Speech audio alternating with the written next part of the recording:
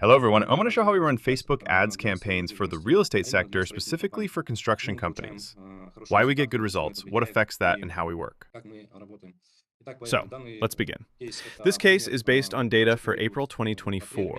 The data is fresh, not sure when you'll watch this, but either way, the numbers are relevant and current. What makes this case interesting is that we actually spent a small amount, just $658, and according to Ads Manager, we received 448 leads. In reality, the number is higher because there's something called indirect impact of the ad account, or attributed conversions. We'll get into that later. We'll also review end-to-end analytics and look at final cost per lead and performance. But for now, I'd like to focus on the lead report from Ads Manager. So we spent $658, received 448 leads, and the average cost per result was $1.50. Reach was 28,000 users and impressions, just over 100,000. The average frequency, meaning how many times one person saw our ad, was about 3.5.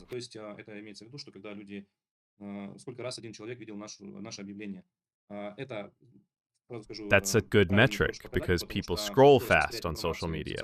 You show them a video or static creative, they might skip past it and not even notice, but the system still counts the impression and charges you. So to reach your audience properly, you need to show the ad multiple times, and ideally, those ads should be different, visually distinct, to avoid what's known as banner blindness. So let's move on. In this case, our result was $1.46 per lead. Why did we get such numbers? In fact, it's not even our best result, it's average. This cost is slightly higher than what we usually get. But if we compare it to other verticals, many ad specialists would agree this is the cost per lead, not just a message or a link click. This is an actual form submission. It's a very good price. Why do we get results like this? With Facebook ads, it's crucial to have a good audience base. We run campaigns with different targeting parameters. For example, we create lead forms using the lead center. In this case, we have an always-on campaign using lead forms. That means the system already knows the portrait of our ideal customer.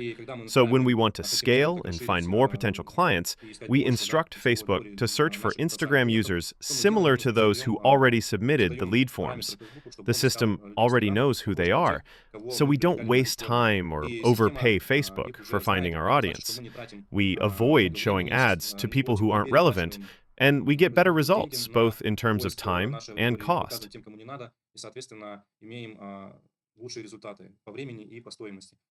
Also, Business Manager is integrated with our Facebook and Instagram accounts.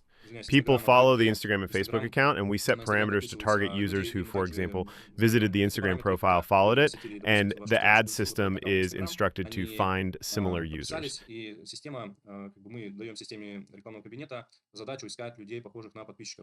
In real estate, more than 70% of this audience is relevant and performs well.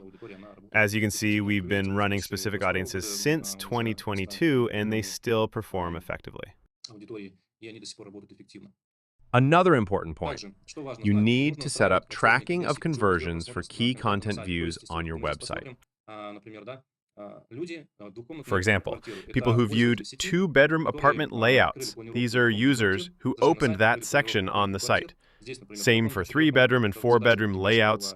The goal was tied to specific queries, and we grouped that audience. That same audience will now be shown ads aimed at users who are actively considering three- and four-bedroom apartments in Astana. Here we have data from Yandex Metrics showing which layouts users viewed in April. One-bedroom layout, 30 users.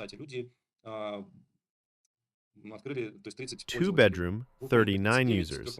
Three-bedroom, 35 users. Four-bedroom, 20 users. This analytics data is valuable, but first, you need to build it up, depending on your ad budget. If you spend more than the minimum, then you need more traffic to the website so the system can analyze more data, build a larger audience, and later we can show our ads to people who are interested in apartments at a specific price point. I forgot to mention, we run two campaigns with two different objectives. Actually, the final objective is the same, lead generation, but the communication channels are different. One uses lead forms, and the other sends people to the site where they view information and submit a contact form. Then a sales manager gets in touch. Now, this number 2 refers to iOS users, those who hide their data. The browser-based Facebook Pixel tracks browser behavior, but it can't always provide accurate data. That's why I said earlier that our numbers differ, and end-to-end system analytics gives more accurate information. That's why I initially said that this number is different, and end-to-end analytics provides more accurate information. So, what else is important to mention about how we run our ad campaigns? It's important to use both the existing audience and to test expansion through Facebook's Advantage Plus feature. This functionality has been available since 2023, and Facebook started actively promoting it in late 2023. It works similarly to a feature on Vkontakte, where you set certain parameters, and the system finds users similar to the ones you need. It's not exactly a lookalike, although it has some similarities. It's a system Facebook itself offers and actively promotes. And of course, we use it. For example, in this case, we're looking for people interested in buying real estate in Astana, and we set such parameters accordingly. All the most effective audiences we've previously worked with were submitted to Facebook, and Facebook kindly finds and delivers similar users. Why am I focusing so much on lead generation and cost per lead? Because in the end, this directly affects ROMI, profitability, and overall marketing efficiency for the company. As I said, the ad account only shows leads it can track, meaning data sent from the website via browser. To see the full picture, we turn to end-to-end system analytics.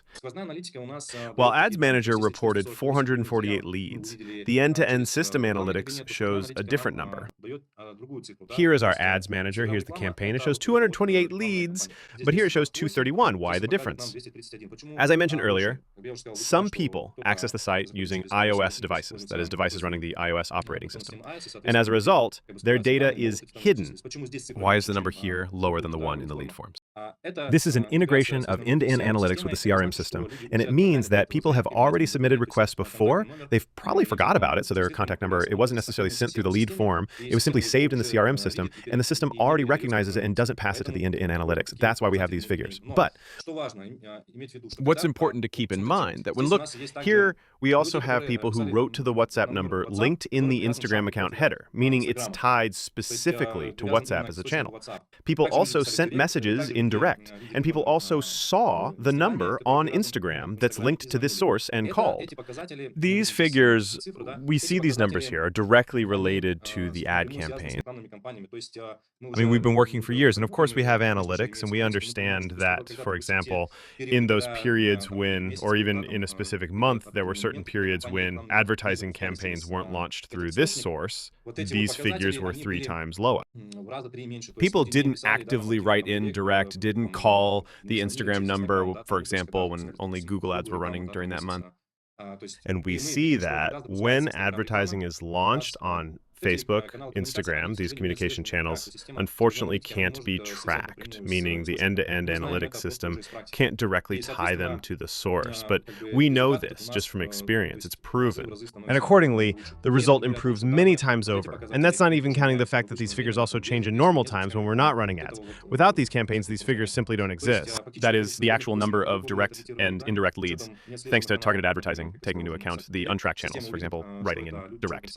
The system will see that this person sent a message from their account in direct, but can't attribute it specifically to the advertising campaign. And that's not even counting associated conversions. That's what I mentioned about the call, right?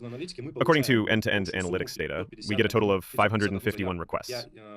Previously, we could track associated conversions through Google Analytics, but now there's no such possibility in Google Analytics. So I'm taking the clean figures and calculating. Although, of course, we know that this number of leads was also directly influenced by Facebook ads, just like all the others, except for the affiliate side, of course. The company's own listed contacts. Accordingly, the cost per lead, if we take the spent budget, $658, and divide this amount by 551 leads, then the cost of one lead comes out to $1.2. Actually, even a little less, I'm rounding.